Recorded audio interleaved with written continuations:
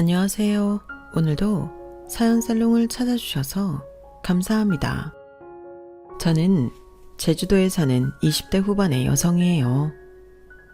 본가는 서울인데 혼자 내려와서 여기 사는 친구와 함께 카페를 하고 있어요. 벌써 1년이 되어 가네요. 다른 지역보다 제주도가 정착하기 조금 어렵다는 이야기도 있지만 저는 친구 덕분에 크게 힘든 거 없이 적응하며 살고 있어요. 보름에 한 번쯤은 서울에 가는데요. 이제는 여기가 더 익숙해서 김포공항에 내려 전철을 타면 그렇게 어색할 수가 없어요. 서울이 광고도 많고 너무 복잡하고요. 이렇게 점점 예전 모습에서 벗어나는 거겠죠. 어떤 분들은 제 나이에 무슨 사연을 보낼 게 있나 궁금하실 거예요. 지금부터 제가 저한테 있었던 모든 일을 전부 이야기해 보려고 해요. 한마디로 정리하자면 제가 결혼을 약속했던 사람하고 파혼을 했는데 거기에 정말 기막힌 진실이 숨겨져 있었어요. 그럼 더 뜸들이지 않고 바로 이야기 시작해 볼게요. 저희 집은 제가 초등학교 4학년이 되기 전까지는 꽤 부유했어요. 강남에 가면 고급 빌라 있잖아요. 거기 살았거든요. 어렸던 저는 제 인생은 평생 그렇게 살 줄로만 알았죠. 능력 있는 아빠와 똑똑한 엄마, 음악 재능이 넘쳐서 영재소리 듣는 언니 모두가 부러워할 만한 집이었다고 자부해요. 하지만 아빠는 동업을 하자며 손을 내밀어 온 사람에게 속았고 그 일로 저희 집은 많은 것을 잃었어요. 드라마에서나 보던 것처럼 하룻밤 사이에 간단한 집만 챙겨서 살던 집에서 나와 친척집 방 한 칸에 빌려 있어야 했어요. 언니는 그 좋아하는 바이올린을 껴안고 펑펑 울었고 아빠는 언니 앞에서 무릎 꿇고 미안하다고 했죠. 그때 언니가 이런 말을 했어요. 이게 왜 아빠가 미안할 일이야. 아빠를 속인 그 사람이 미안하다고 해야지. 경찰은 왜 그런 사람을 못 잡는 거야. 아빠는 저희 네 식구를 꼭 끌어안고 다시 일어나도록 노력하겠다고 약속했어요. 그리고 얼마 안 돼서 저희 가족은 일본으로 가게 됐어요. 큰아버지가 도쿄에서 자리를 잡고 사시는데 저희더러 있는 돈 가지고 오라고 하더라고요. 그렇게 가게 된 저희는 큰아버지가 알아봐 주신 작은 맨션에 살게 되었어요. 아빠는 큰아버지와 함께 마트를 운영하게 되셨고요. 일본 집들이 작다고 다들 알고 계시죠? 하지만 꽤 큰 집들도 있거든요. 큰아버지 집은 옆으로 긴 2층짜리 단독주택이었어요. 방 4개에 거실 따로 있고 부엌에 욕실도 2개였어요. 그에 비해 저희 집은 방 2개에 거실과 부엌이 붙어있는 작은 맨션이었고요. 맨션이 우리나라 아파트 개념이더라고요. 전에는 우리 집이 훨씬 컸는데 큰아버지 집과 비교가 되니 어찌나 서럽던지요. 아빠는 정말 열심히 일하셨어요. 엄마는 저희와 언어 학교를 다니시며 알바를 하셨고요. 저희는 어느 정도 말을 배운 후 학교에 다시 가게 됐어요. 바이올린 연습할 공간이 없었던 언니는 학교 빈 장소에서 틈틈이 바이올린 연습을 했네요. 언니는 레슨을 받을 수 없었지만 그렇게 바이올린을 손에서 놓지 않고 노력했어요. 그리고 2년이 지나 아빠는 저희한테 약속한 대로 더 넓은 집으로 이사를 갔고 언니에게 바이올린 레슨을 다시 하게 해주셨어요. 아빠 돈을 큰아버지 마트에 자금으로 줬는데 큰아버지가 잊지 않고 수익이 나오는 대로 아빠에게 꼬박꼬박 돈을 주셨거든요. 아빠도 큰아버지도 정말 열심히 일하시는 분들이었고 사업 수완도 있었어요. 어쩔 때는 똑똑한 아빠가 어쩌다 그런 실수를 했을까 싶을 정도로요. 아빠랑 엄마는 제가 고등학교에 입학하고 얼마 안 돼서 고급 주택가에서 멀지 않은 곳에 한국 레스토랑을 차리셨고 장사가 꽤 잘 됐어요. 가게 오픈할 때 큰아버지는 아는 인맥을 전부 데리고 오셔서 홍보해 주셨고 커다란 축하 화환도 몇 개씩 보내주셨어요. 일본에 살다 보니 어릴 때 몇 번 뵌 게 다여서 어려웠던 큰아버지였는데 이렇게 아낌없이 저희 집을 도와주시고 저와 언니에게도 따뜻하게 대해주셨어요. 어렵게 생각했던 게 죄송스러울 만큼요. 하지만 언니가 유학 가는 걸 지원해 줄 정도는 되지 않았고 그것 때문에 언니는 부모님과 사이가 나빠졌어요. 부모님은 동업하려던 사람에게 사기를 당한 것 뿐인데도 그 일로 피해를 입은 사람들에게 돈을 갚고 있었어요. 왜 우리가 그 돈을 갚아? 우리 잘못 아니잖아. 엄마 아빠 바보야? 우리도 고생해봐서 알잖아. 그런데 어떻게 모른 척 하겠어. 한두 푼도 아닌데. 조금이라도 갚아야지. 그러니까 한두 푼도 아닌 그 돈을 우리 잘못도 아닌데 엄마 아빠 착한 척 하느라고 나만 피해봐야 돼? 엄마 아빠는 남 걱정만 하고 나는 어떻게 되든 상관없어?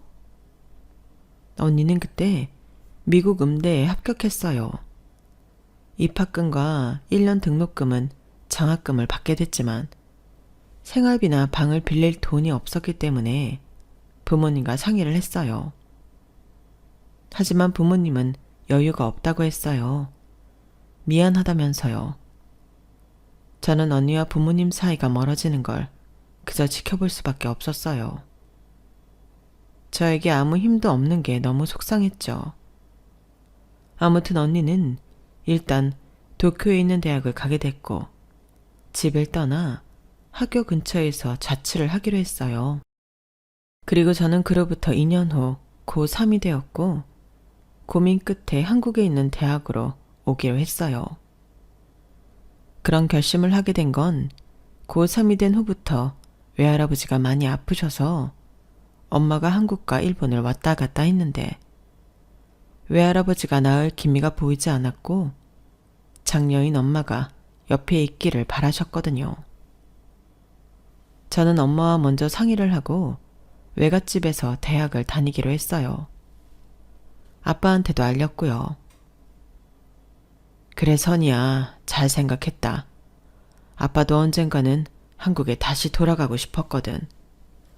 너랑 엄마가 거기서 먼저 있으면서 아빠가 갈 날을 기다려주면 좋겠다. 아빠는 저와 엄마의 결정에 찬성했고 언니도 잘해보라고 했어요. 언니는 엄마 아빠가 화해를 했고 아빠는 언니가 미국으로 대학원 갈 준비를 하라고 했어요. 아빠는 그동안 언니 유학 자금을 모으고 있었던 거였어요. 그걸 안 언니는 울음을 터뜨리며 그동안 자기가 잘못했다고 했고 아빠도 미안하다고 했어요. 이렇게 가족이 마음 아프고 흩어져 살아야 하는 게 다 돈 때문이라는 사실이 저는 너무 속상했고 화도 났어요. 저는 경영학과에 들어가 돈을 벌고 운영하는 것에 대한 공부를 하기로 결심했어요. 뭐든 열심히 해서 성공을 하고 싶다는 생각이었고 그러려면 경영학과 공부를 해야 될 것 같았거든요. 저는 제가 좋아하는 빵 만드는 취미도 다 포기하고 공부에 매달렸고 재외국민 입학 전형으로 서울에 있는 좋은 대학에 입학하게 됐어요. 저희 합격에 온 집안이 다 기뻐했어요.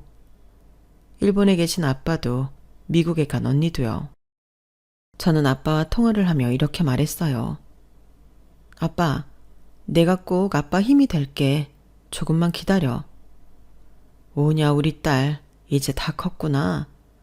아빠 잘못으로 마음고생도 많이 했는데 이렇게 훌륭하게 컸어. 아빠는 더 바랄 게 없어. 무슨 소리야 그게. 왜 아빠 잘못이야. 속인 사람 잘못이지. 그런 말 하지 마. 저는 한국에 와서 정말 열심히 공부하고 알바도 했어요. 일본어를 배우고 싶어하는 직장인들을 대상으로 과외도 했고요. 괜한 데에 돈 쓰지 않고 차곡차곡 모아두었죠. 학교 성적도 괜찮았어요. 장학금도 몇 번 받았고요. 4학년 때까지는 정말 치열하게 살았네요. 제 인생에서 가장 열심히 산 시기인 것 같아요. 저 혼자서요. 저는 대학교 4학년 때 대기업 취직에 성공했어요. 제가 한 번에 쉽게 취직한 것 같아 보이겠지만 그렇지는 않고요.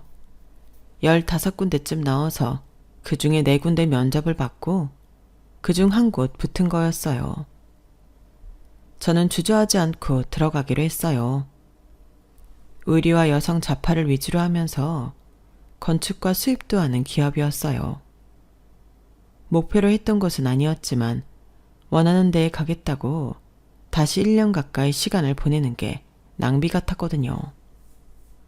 저는 그동안 제가 모은 돈을 절반씩 엄마와 아빠한테 주려고 했어요. 하지만 두 분 다 받지 않았어요. 마침 한국에 들어오셨던 아빠는 절대 안 받는다고 하시더라고요. 너 분명히 필요할 때가 있을 거야. 그러니까 넣어둬. 그래 선이야. 엄마 아빠 비상금 다 있고 우리 예전처럼 그렇게 어렵지 않아. 일본에 있는 가게도 잘 되고 있고 너 나중에 결혼할 때 써. 결혼은 무슨, 나 그럴 생각 없어. 아니 그게 무슨 소리야? 왜 결혼을 안 해? 요즘 다 그래. 결혼하겠다는 애들 별로 없어. 제 말에 엄마 아빠는 한숨을 쉬었지만 당시에는 정말 그랬어요. 그냥 내 인생 열심히 살면 되는데 뭐 다른 남자를 만나나 싶었거든요. 그런데 마음에 드는 사람이 나타나니까 저절로 생각이 바뀌더라고요. 저는 친구처럼 지낼 수 있는 성격 좋은 사람을 원했어요. 그리고 저희 집 사정도 품을 수 있어야 했고요. 저희 부모님 지금 따로 사시는 것도 속상한데 그런 걸로 딴지를 거는 사람은 절대 용납이 안 됐거든요. 제가 대단한 학벌이나 경제적인 걸 요구하는 게 아니니까 별거 아니다 싶겠지만 이게 꼭 그렇지만도 않아요. 저도 대학 다니면서 남자친구 사귀어 봤는데 저희 집 사정에 대해서는 이해가 부족했어요. 나이가 어려서 그럴 수밖에 없기도 했죠. 아무튼 저는 몇 살이 되었건 저의 이런 상황들을 다 이해하고 받아줄 수 있는 사람을 원했어요. 그러던 중 동물보호협회 봉사를 하다가 전 남친을 만나게 됐어요. 이미 모든 게 끝난 사이기는 하지만 계속 전 남친이라고 하는 게 이야기 진행에 자연스럽지 않을 것 같아 그냥 남친이라고 할게요. 제가 동물을 무척 좋아하는데 자취집에서는 키울 수가 없었어요. 엄마도 외할아버지가 아프시니 동물을 보살필 여력이 없으셨고요. 어릴 적 집이 그렇게 되기 전에 강아지를 키웠는데 일본을 가게 되면서 어쩔 수 없이 다른 데에 보내야 했거든요.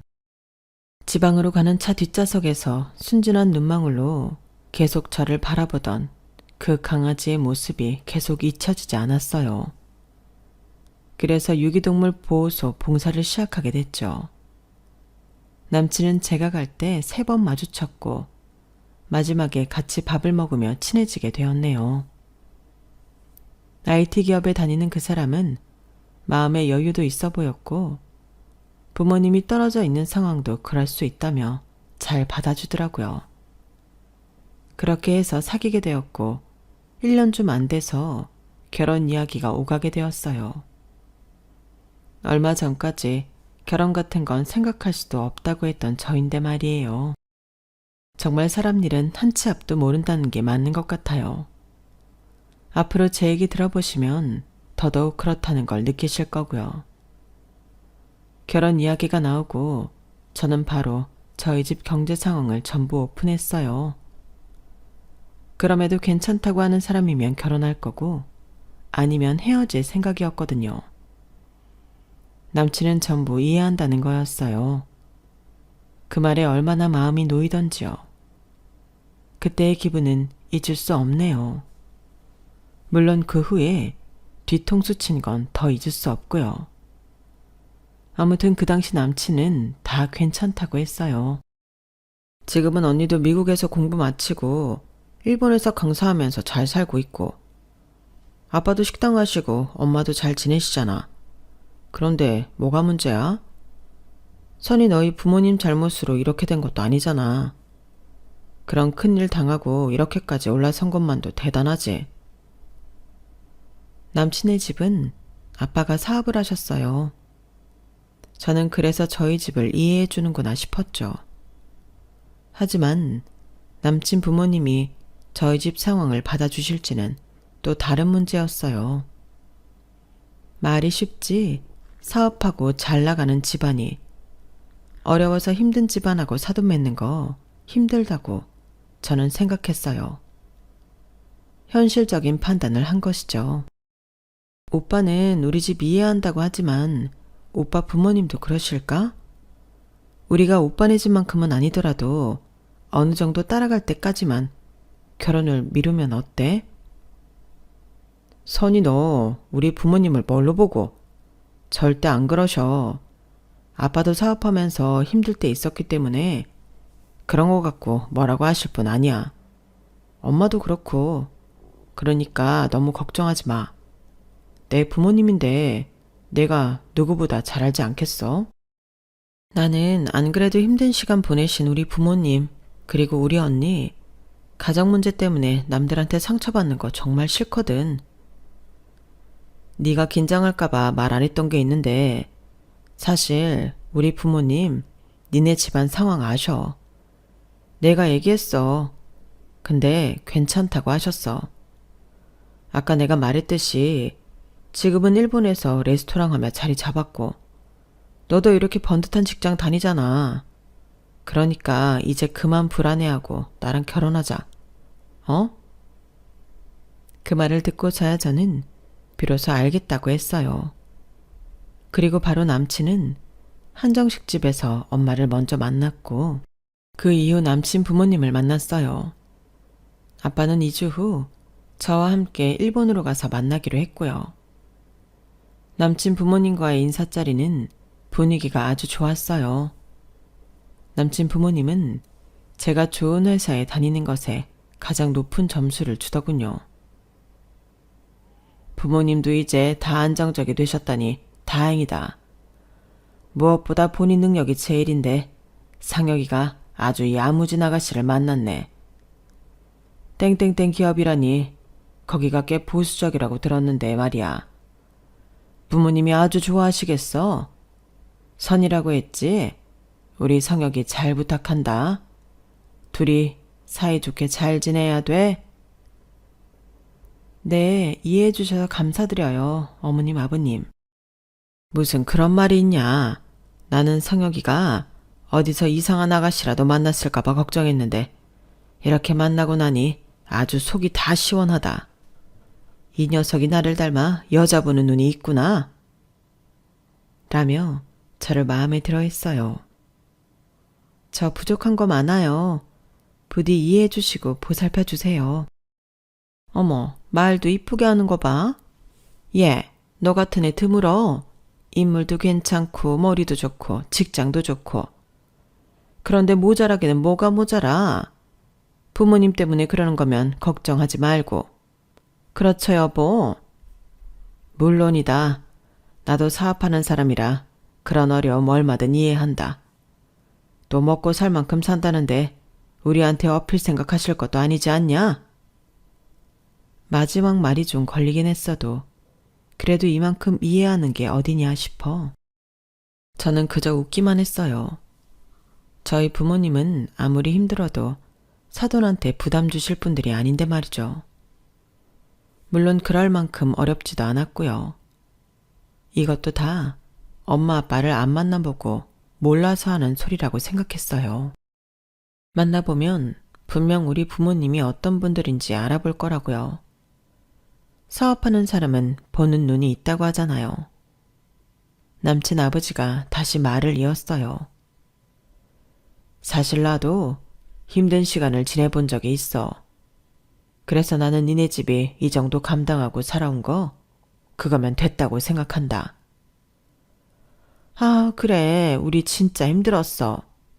그때는 성혁이는 그 얘기하는 거 싫어하지만 우리도 그래서 니네 마음 잘 안다는 뜻에서 이야기한다. 너 이렇게 야무진데 니네 부모님이라고 안 그러시겠어? 절대 우리 집에 손 안 벌릴 거라 생각한다. 그 점이라면 절대 걱정하지 않으셔도 돼요. 그럴 만큼 어렵지 않아요, 저희 집. 그래. 그러니까 괜찮다는 거야. 저는 마음이 놓였어요. 이 결혼 그냥 진행해도 되겠구나 싶었어요. 남친 부모님은 끝까지 저에게 친절하게 해주셨고 저도 기분 좋게 모임을 끝냈네요. 정말 큰 산을 하나 넘었다 싶어 절로 안도의 한숨이 나오더라고요. 앞으로 혼수 준비에 신혼집 마련에 해야 할 일이 까마득했지만 첫 번째 문제를 아주 잘 푼 것 같았어요. 남친은 2주 후 일본 갈 일을 걱정하더라고요. 넌 이렇게 우리 부모님이 마음에 들어하는데 장인어른이 나 안 좋아하면 어떡하냐? 엄마, 이미 아빠한테 전화했어. 오빠 괜찮은 사람이라고. 그럼 걱정하지 마. 솔직히 내가 너보다 대학도 안 좋은데 별 볼 일 없다고 생각하면 어떡하냐? 오빠도 벤처기업 IT 회사 잘 다니고 있고 나중에는 아버지 사업할 거라며. 근데 뭐가 별 볼 일 없어? 괜찮아. 그래도 긴장되네, 선이야. 장인어른 뭐 좋아하시니? 뭐 우리나라 소주 이런 거 좋아하시려나? 전통주? 이렇게 걱정하며 선물을 준비하는 남친이 저는 참 고맙고 이뻐 보였어요. 남친은 선물로 비싼 전통주를 사서 붙이는 캐리어 안에 몇 번을 싸서 정성스럽게 담았어요. 이거 정말 괜찮을까? 아빠가 술을 즐기시지는 않는데 그래도 사윗감이 주신 거니 엄청 좋아하실걸? 내가 회사가 너보다 딸려서 뭐라고 하시지는 않겠지? 오빠랑 나는 분야가 다르잖아. 회사 규모로만 따질 건 아니지. 오빠네 부모님도 우리 집안 신경 안 쓰신 것처럼 우리 부모님도 그래. 아빠는 절대 학벌이나 집안 안 보셔. 부모님은 저와 언니가 어릴 때도 배경 보고 사람을 가리지 않으셨어요. 동업자한테 당하고 많은 일을 겪으시고 나서는 더더욱 그러셨고요. 다른 걸 다 떠나서 사람은 스스로 자존감이 높고 인성이 좋으면 된다고 하셨어요. 그러면 나머지는 저절로 따라온다고요. 부모님도 망한 후에도 절대 험한 말을 하신 적이 없고 서로에게 예의도 잘 지키셨어요. 부창부수라고 하죠. 엄마도 아빠도 똑같이 서로를 신뢰하고 저희한테도 나쁜 말을 하신 적이 없었어요. 그런 일을 겪었음에도 자기를 비하하거나 나쁘게 말하지도 않았고요.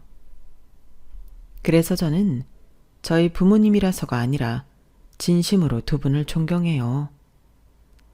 그런 아빠와 남친이 만나는 자리이니 저는 꽤 설렜어요. 아빠랑 남친이 말이 잘 통하면 더 좋을 것 같았죠. 처음에는 그렇지 않더라도 그렇게 될 걸 기대했고요. 그렇게 저희는 비행기를 타고 일본의 도쿄로 향했어요. 그런데 하필 그때 도쿄에 지진이 나서 저희 집 수리하지 않은 곳이 망가져서 수리를 하는 중이라고 하시더라고요. 일본은 뉴스에 나지 않는 지진도 가끔 나거든요. 진도 2나 진도 3 지진 정도는 뉴스 확인해보고 그냥 일상처럼 지내는 수준이에요. 진도 4여도 크게 문제 생기는 곳은 얼마 없고요. 큰 지진을 많이 겪은 나라라 지진 강도가 세지면 가스부터 자동으로 다 차단이 돼요. 화재가 나는 걸 방지하려고요. 다 지진 때문에 당해본 경험에서 생긴 시스템이죠. 저희 도쿄집은 부엌 창문 있는 데가 망가져서 수도랑 가스를 다시 손봐야 된다고 하더라고요. 저희가 떠나기 전 아빠는 전화를 걸어서 미안하다고 하셨어요. 어떡하냐. 처음 오는데 집에는 오지 못하겠구나. 일단 우리 집이 어딘지 보여주고 나서 큰아버지 집에 가서 인사해야겠다. 식사는 나가서 하자꾸나. 괜찮아, 아빠. 우리 그런 거 신경 안 쓰니까 마음 편히 있어. 그렇게 도쿄에 도착해서 저희는 전철역에 마중 나온 아빠와 인사를 했어요. 안녕하십니까, 장인어른. 처음 뵙겠습니다. 김성혁이라고 합니다. 아주 씩씩해서 보기 좋구만. 그래, 나 선이 아빠야. 이렇게 먼 길 왔는데 집으로 초대하지 못해 미안하게 됐네. 아닙니다. 지진이 났다면서요? 아휴, 여기서 사는 거 좀 무섭겠어요, 아버님? 그렇지도 않아. 살다 보면 다 살아. 지진 대비도 잘 돼 있어서 아주 큰 지진만 아니면 괜찮고. 여기서 이럴 게 아니라 움직이자고. 우리 집이 어딘지 바깥에서 보고 그 다음에 큰 집으로 가지. 그렇게 저희는 아빠가 사는 집 앞에 왔어요. 아빠는 제가 한국 회사에 취직했을 때 집을 옮겨 방 하나에 거실과 부엌이 있는 작은 맨션에 살고 있었는데 좀 오래된 곳이었어요. 아무래도 방 하나짜리 2층 맨션이다 보니 건물도 작았고요. 저희 집을 수리하는 인부들이 왔다 갔다 하고 있더군요. 아빠는 그 사람들한테 잠깐 인사를 하느라 자리를 비웠어요. 그런데 남친은 표정이 싹 굳어서 아빠가 사는 집을 보더니 주변을 두리번거리더라고요. 한국 사람들 보기에 집도 장난감 같고 오래됐어도 다 지진 대책도 되어 있고 안은 깔끔했어요. 겉으로만 보면 남친처럼 반응할 수 있었죠. 한국 집들하고는 많이 달랐으니까요. 오빠, 이제 우리 큰 집에 갈 거야. 아빠 오시면 바로 갈 거니까. 왜 그래, 오빠? 남친은 핸드폰으로 뭔가를 막 찾고 있더라고요. 그러더니 저한테 무슨 사진 하나를 보여줬어요. 보니까 일본 맨션 사진인데 고층의 화려한 곳이더라고요. 야, 일본 맨션 다 이런데 여긴 뭐야? 이게 무슨 맨션이야? 이런 것만 있는 맨션이 아니고 아빠 집 같은 것도 그렇게 불러. 오빠, 일본 집에 대해 잘 모르잖아. 지금이 어떤 시대야. 아무리 몰라도 일본 드라마나 영화 다 보는데. 그런 것도 모를 줄 아냐? 이건 너무하잖아. 집도 너무 낡았고. 아니, 식당하고 다들 살만해졌다며. 이게 말이 돼? 이런 집을 소유도 아니고 월세라고? 어차피 한국 들어올 건데 뭐하러 사. 일본은 우리나라랑 좀 다르다고. 야, 됐어. 달라봤자 다 거기서 거기지. 너무 심하잖아. 오빠, 우리 집 어떻든 상관없다고 하지 않았어? 다 이해한다며. 갑자기 왜 이래? 이 정도라고는 생각도 못했다. 이렇게 좁은 데에서 산다고? 아무리 일본이라도 이건 아니지. 동네도 딱 보니까 잘 사는 데가 아니네. 이게 너네는 각자 먹고 산다는 거냐? 각자 먹고 살고 있어. 오빠한테 여러 번 얘기했고 오빠네 부모님도 다 이해해 주신다고 하셨잖아. 이런 실태를 알기 전이니까 그렇게 말했지. 역시 빚쟁이는 구제가 안 되네. 그냥 우리나라에서 노가다 뛰어도 이것보다는 낫겠다. 일본이 못 사는 나라도 아닌데 이게 말이 되냐? 식장 잘 되는 게 맞아? 너네 아버지 너 모르게 또 무슨 빚진 거 아니야? 지금 우리 아빠 의심하는 거야? 어떻게 그런 말을 해? 절대 아니야. 한국 오시려고 준비 중이고 여기는 아빠 임시 거처라고. 그리고 좀 너무하는 거 아니야? 너무하긴 뭘 너무해. 보이는 대로 말한 것뿐인데 너 나랑 결혼해서 이런 인생 벗어나고 싶었던 거야? 뭐가 어쩌고 저쩌지? 기억 상실인가 본데 이 결혼 오빠가 하자고 했어. 근데 뭐?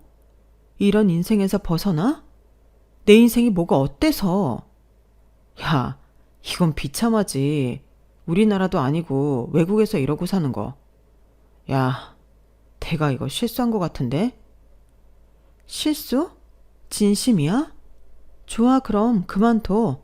당장 돌아가라고. 큰 집에 가고 자시고 할 것도 없겠네. 한국에 다시 가버려. 내가 호텔비니 항공 변경비니 다 물 테니까 가버리라고. 제가 차갑고 단호하게 남친을 가라고 떠밀자 남친은 그런 저를 보고 말했어요. 좋아. 너는 그런 생각 없었다 쳐. 근데 네 부모님은 못 믿겠다.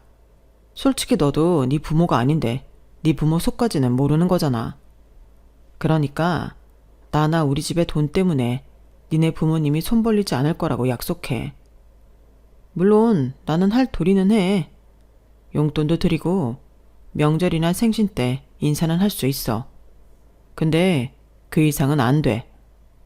니네 부모님이 우리 아버지 사업하는 거 내세워서 어디 돈 끌어들이고 곤란하게 만들면 안 되고. 말 같지도 않은 소리 그만하고 당장 가버려.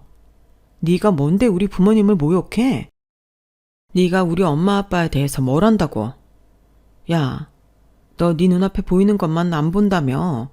사람을 잘 살고 못 살고로 구분 안 하는 거 아니었어? 나 우리 부모님보다 훌륭한 사람들 여지껏 본 적 없어. 니까짓 게 집 하나 보고 판단할 수 있는 분들이 아니라고. 너는 자기가 책임지지 않아도 되는 돈을 갚을 수 있어?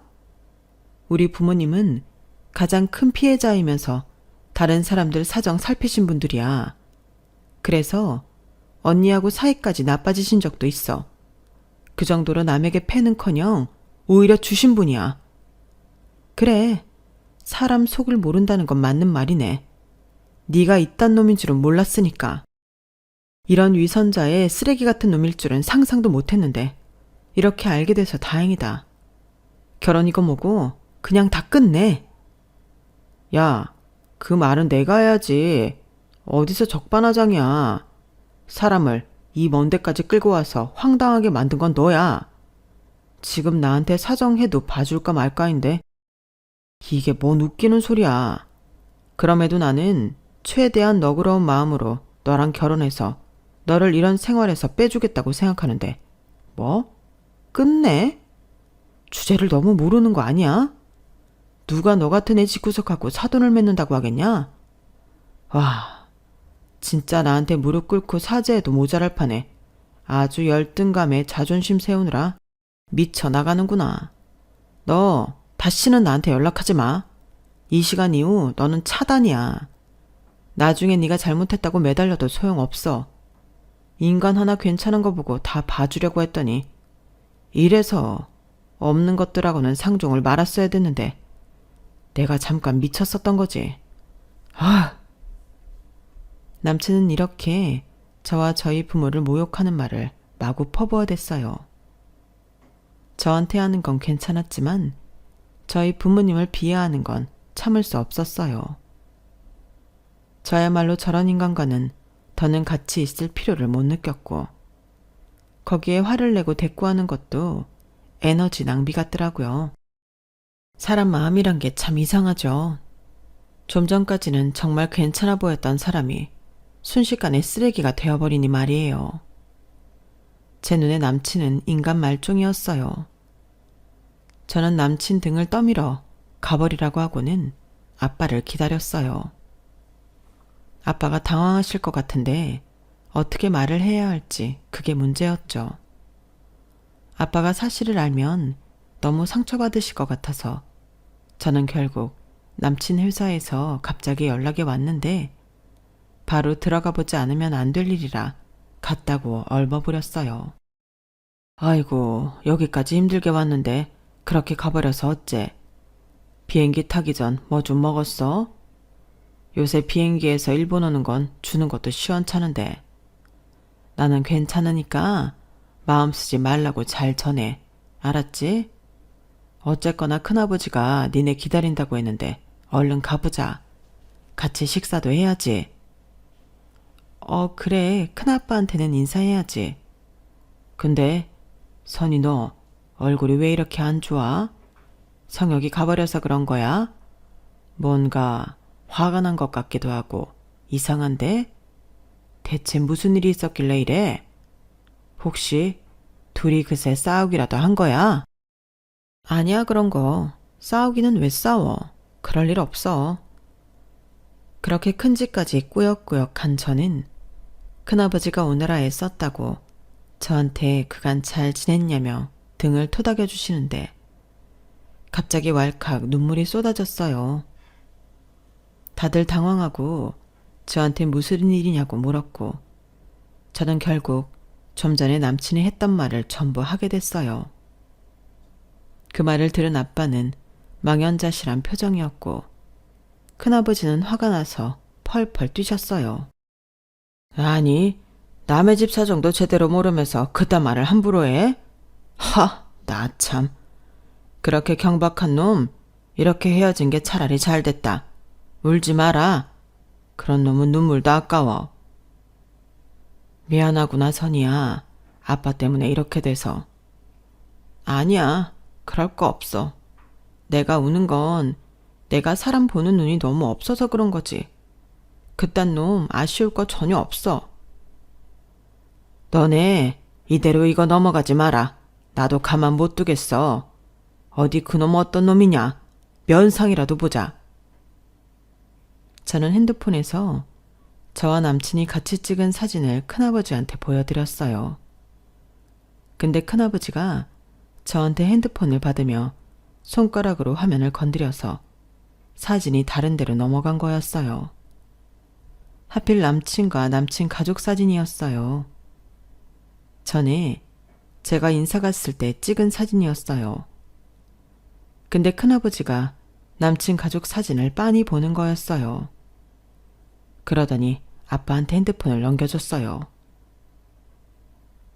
야, 이거 봐라. 이 사람들 낯이 익지 않냐? 이 사람들 그 자식 동생네잖아. 그렇지, 맞지? 그놈 가족 맞지? 그놈이라뇨? 그놈이 누구?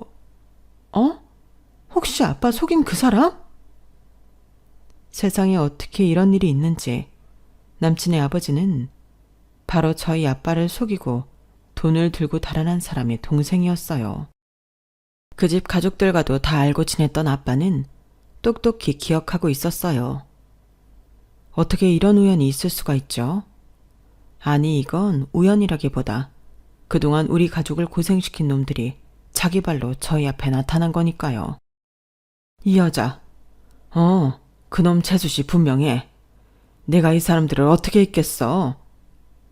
아빠, 정말이야? 이 사람들이 그 사기꾼 동생 가족 맞아? 드디어 저희는 그 사기꾼을 찾을 실마리를 얻게 된 셈이었어요. 결국 저는 아빠와 큰아버지 아짜고서 남친한테 다시 연락을 했어요. 내가 가서 다 잘 설명하고 싶다고 부모님을 만나게 해달라고요. 남친은 온갖 비난하는 말을 퍼붓더니 어쩔 수 없다는 듯 와서 해볼 말 있으면 해보라며 날짜와 시간을 정해주더군요. 그렇게 저희는 남친 집으로 갔고 아빠와 엄마 그리고 큰아버지는 숨어 있다가 문이 열리고 바로 같이 들어갔어요. 현관문이 열리자 팔짱을 끼고 저를 경멸의 눈초리로 바라보던 남친 어머니와 남친은 뒤에 우르르 저희 식구들이 들어오자 깜짝 놀랐어요. 너 해숙이 맞구나. 나 기억하지. 네 형님네하고 우리 자주 만났었잖아. 그러자 남친 엄마는 귀신이라도 본 듯 얼굴이 새파랗게 질리더니 그 자리에서 주저앉아 버렸어요. 어머 세상에, 이게 누구야? 대체 이게 어떻게 된 거야? 어떻게 된 건지 아줌마가 더 잘 아실 텐데요. 그리고 저는 남친을 보며 당당하게 말했어요. 야, 김성혁, 가서 니네 아빠 나오라고 해. 나와서 네 큰아버지 어디 있는지 당장 말하라고 해. 이렇게 소란스러운 가운데 남친은 영문을 몰라 버벅댔고 드디어 남친 아버지가 나왔어요. 허참, 이게 다 무슨 짓들이야. 얼른 얘기 끝내고 돌려보내지. 근데 이 사람들은 다 뭐야? 당신. 그래, 내가 기억은 나냐? 나다, 네 형한테 속은 사람. 몰라요. 당장 나가. 아니면 경찰 불러서 무단 침입죄로 고소할 거니까. 성혁아, 얼른 경찰에 신고해라. 네, 아버지. 그러자 큰아버지가 나서서 말씀하셨어요. 오, 그래, 잘됐다. 얼른 신고해. 우리 경찰서 가서 제대로 얘기해보자고. 파출소 이런 데 가지 말고 서로 가자고. 거기 가서 우리 무단 침입죄로 신고해. 그럼 나는 니네 사기꾼 숨겨준 죄로 신고할 거니까. 그러자 남친 아버지는 설설 기기 시작했어요. 이러지 말고 말로 해요, 형님. 네? 이제 와서 말로 해? 나랑 내 딸을 그렇게 모욕하고서 뭐가 어쩌고 저째? 그래, 나도 기억나. 그때 그놈이 자기 동생 사업하는데 돈 때문에 무지 곤란하다고, 자기도 힘들다고 그러고 나한테 사기치고 돈 들고 사라졌거든. 너 이러고 사는 거 다 내 돈으로 사는 거 맞지? 그렇지? 아빠 말에 남친 아버지와 어머니는 저희를 제대로 쳐다보지도 못하더라고요. 큰아버지는 정말로 지구대에 신고를 해서 저희 모두 다 경찰서로 데려가 달라고 했어요.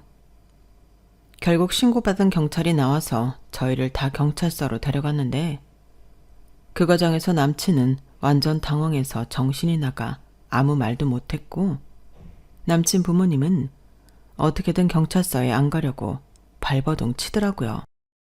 아니, 내가 먼저 신고 얘기 꺼낸 건 맞지만 이렇게 경찰서까지 갈 일이 아니라니까요. 아니요, 맞습니다. 저놈 가족이 15년 전에 제 돈을 들고 튀었어요. 거액을요. 저는 그래서 회사 문 닫았고요. 그런데 저놈이 장희 형 있는 곳을 말 안 하지 않겠어요? 이거 범인 은닉죄니까 얼른 저희 얘기 다 듣고 고소 진행해 주세요. 경찰은 안 가려고 발버둥 치는 남친 부모님을 겨우 순찰차에 태웠고 저희도 다른 순찰차에 타고 경찰서로 향했어요. 큰아버지는 다른 차를 타고 오셨고요. 그렇게 경찰서에 가서 형사 앞에 앉으니 남친 부모님은 변호사를 부르겠다고 했죠. 그러자 큰아버지는 어디 불러보라며 그런다고 달라질 거 없다고 너네 법적 처벌 받게 하겠다고 했어요. 그러자 남친이 자기 부모님을 달래더라고요. 엄마, 아빠, 진짜 이렇게 벌 받을 거야? 그냥 큰아버지 일본에 있다고 말해. 그 말에 저희 큰아버지가 화색이 돌더라고요. 오라, 니놈 큰아버지도 일본에 사는구나. 어디 잘 됐다. 내가 도쿄에서 잔뼈 굵고 살아서 웬만하면 다 아는데 그놈 어딨냐? 도쿄에는 없는 게 확실한데. 남친 부모님은 남친을 보며 그런 말을 왜 하냐며 어쩔 줄 모르더라고요. 보니까 남친은 의리고 뭐고 없이 자기만 편하고 손해 안 보면 되는 아주 이기주의더라고요. 저희가 일본에 식당이 있다니까 그걸 나중에 어떻게 해볼 심산으로 저랑도 결혼하려고 했던 거고요. 남친 아버지는 자기 형이 구마모토에 있다고 실토해버렸어요. 골프장 운영하면서 맨날 놀러다니고 아주 속 편하게 삽니다. 솔직히 내가 봐도 꼴보기 싫을 정도로 잘 먹고 잘 살아요. 보니까 남친 큰아버지는 저희한테 사기를 치고 얼마 안 있어 일본으로 가서 공소시효가 거의 적용되지 않더라고요. 들어오면 무조건 벌을 받는다는 거죠. 저희 큰아버지가 남친 가족들 앞에 서서 말씀하셨어요. 네 형한테 안 들어오면 각오하라고 해. 니네 요새 얼마나 무서운 세상인 줄 알지? 내가 한인 커뮤니티에 전부 다 퍼뜨릴 거다. 들어와서 벌 받지 않은 이상 절대 발 못 붙이고 살게 만들 거야. 저도 가만 안 있어요. 제가 SNS에 다 퍼뜨려서 아줌마 아저씨 아들까지 회사 못 다녔으면 좋겠어요? 야, 거기에 내가 왜 들어가? 나 끌어들이지 마. 야, 너 우리 아빠 돈 아니었으면 네가 이렇게 살았을 것 같아? 네가 혐오에 맞지 않는 낮고 허름한 집에서 어렵게 살았을 거야. 그게 너였을 거라고. 결국 남친 아버지는 자기 형이 어디 있는지 실토했고 저희는 정식 절차를 밟아서 남친 큰아버지가 들어오도록 만들었어요. 그렇게 했더니 세상에 어디서들 알고 왔는지 10명도 넘는 사람이 단체로 와서 남친 큰아버지한테 돈 내놓으라고 하더군요. 저희 아빠한테만 사기친 게 아니었던 거였어요. 남친네 가족이야 그 돈을 갚을 법적인 의무는 없긴 했지만 사회적으로 매장을 당했네요. 제가 SNS에 폭로한 게 아니라 다른 사람이 남친 회사 커뮤니티에 이 일을 전부 다 올렸거든요. 그러니 남친 부모님이 뭘 하는지까지 알려줬고 남의 돈으로 사업해서 자기들만 떵떵거리고 산다는 걸 알게 된 거죠. 워낙 이런 일들이 많으니 사회적으로 금방 묻힌다고 해도 그들 주변에서는 다 알게 돼서 인간관계도 끊기고 여러 가지로 곤란해지게 된 거였어요. 남친 큰아버지는 공소시효도 정지되어 있어서 재산도 몰수당했고 결과적으로 그 피해가 남친 집에까지 미치게 되었어요. 그제야 남친은 저에게 달려와서 잘못했다고 빌더라고요. 선이야, 내가 그때 너무 경솔했어. 정말 미안해. 내 잘못이야. 아니, 너 잘했어. 네가 그러지 않았으면 우리가 어떻게 사기꾼을 잡았겠니? 너 아주 잘했어. 그리고 네 본성도 알게 돼서 진짜 너무 다행이고 네가 잘못한 거 당연한 거고 우리 아빠한테 무릎 꿇고 싹싹 빌어. 그러지 않으면 나 너 회사도 못 다니게 만들 거야. 나 안 그래도 지금 회사 못 가고 있어. 하도 사람들이 수군거리고 따돌려서 지금 휴직 상태라고. 그래, 그 휴직 내가 해고로 바꿔줄 수도 있다니까. 우리 아빠한테 잘못했다고 사과해. 그러면 나 먹고 살기는 해줄 수 있어? 진짜 집안 꼴이 말이 아니야. 니네 아빠가 나 좀 도와주실 수 있을까? 니네 부모님 너그럽고 좋은 분이시잖아. 야, 너 같은 인간을 두고 바로 쓰레기라고 하는 거야. 너는 짐승만도 못해. 짐승도 감히 이런 소리는 못할 거다. 우리 아빠 돈으로 살아놓고 뭐가 어째? 네가 아무리 법적으로 돈 갚을 의무가 없다고 해도 도덕적 윤리적으로 이러면 안 되는 거지. 나 진짜 너네 사장실에 투서 넣을 거야. 그런 줄 알아. 아니야. 내가 그냥 사죄할게. 제발 그러지만 말아줘. 안 그러면 나 이 바닥에서 매장이라고. 하긴 우리나라 사람들이 이런 불이한 건 못 참잖아요. 남친도 그걸 잘 알고 있으니 제가 투서라도 넣으면 앞으로 어떨지 불보듯 뻔하죠. 남친은 저희 부모님을 만나 싹싹 빌고 사죄했어요. 부모님은 너라도 정직하게 잘 살라는 말씀만 하셨고요. 그러는 와중에 외할아버지가 돌아가셨고 엄마는 이모와 함께 외할아버지 재산을 반반씩 나눠 받으셨어요. 아빠도 그동안 일본에서 착실하게 모은 돈을 한국으로 옮기고 일본을 왔다 갔다 하셨어요. 엄마는 외할아버지 집을 처분하고 저희가 같이 살 새 아파트를 마련하셨어요. 남친 큰아버지는 저희 아빠와 피해자들에게 돈을 주느라 완전 알거지가 됐는데요. 그걸로도 다 갚지 못했더라고요. 저희도 다 받은 건 아니었고요. 그리고 구속영장이 나와 구치소에서 재판을 받고 마지막 선고로 징역 2년형에 처해졌어요. 정말 저는 최악의 남자한테 속아서 그놈의 밑바닥까지 봤는데 그게 결국 저희를 고생하게 만든 사기꾼을 잡게 된 걸 보고 인생은 정말 모르는 거구나 싶었어요. 그리고 정말 인생 잘 살아야겠다는 걸 뼈저리게 느꼈고요. 30이 되기 전에 이런 많은 일을 겪어서인가요? 저는 앞으로 무슨 일을 해도 살아남을 수 있을 것 같은 기분이 들더라고요. 그래서 퇴사를 하고 제주도로 가서 늘 하고 싶었던 카페를 시작했었죠. 부모님은 그런 제 결정을 적극 지원해 주셨고요. 부모님은 그간의 고생을 이제라도 보상받으며 마음 편히 살고 계시네요. 저는 착한 끝은 있다는 어르신들 말을 믿기로 했어요. 한때 부모님을 존경하기는 했어도 너무 착하게 살면 당한다고 생각했었거든요. 은근히 억울한 마음도 있었고요. 하지만 사기꾼이 잡히고 모든 게 역전되는 걸 보고서 다시 희망이 생겼네요. 그래서 부모님처럼 저도 더 정직하게 성실하게 살려고 해요. 그런 저의 인생과 사업을 응원해 주세요. 다음 달에는 저희 언니가 결혼을 해요. 그것도 축하해 주시고요.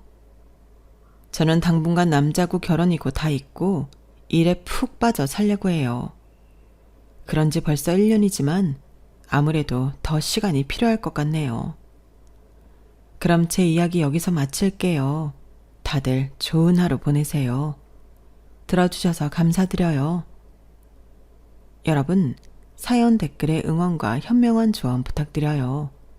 좋아요와 구독은 저에게 큰 힘이 됩니다. 오늘도 좋은 일 가득하세요.